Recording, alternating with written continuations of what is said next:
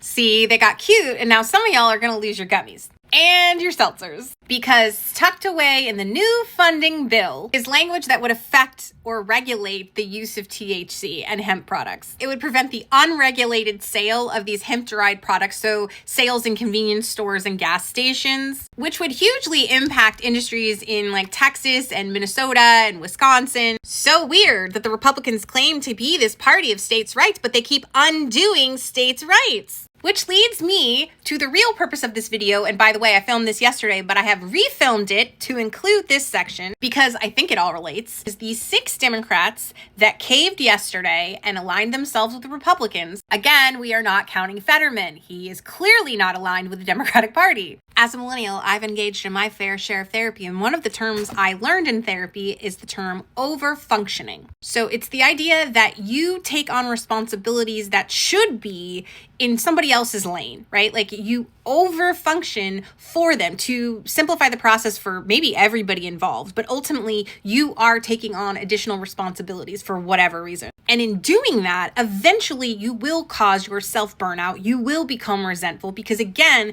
these are not your tasks and responsibilities to undertake. And this is exactly what the Democratic Party does to voters, activists, and content creators. And there is no better example of the Democrats' reliance on overfunctioning than what just happened in the Senate, where effectively 6 real Democrats aligned with Republicans in order to reopen the federal government to get SNAP benefits and a promise that we might someday consider ACA subsidies.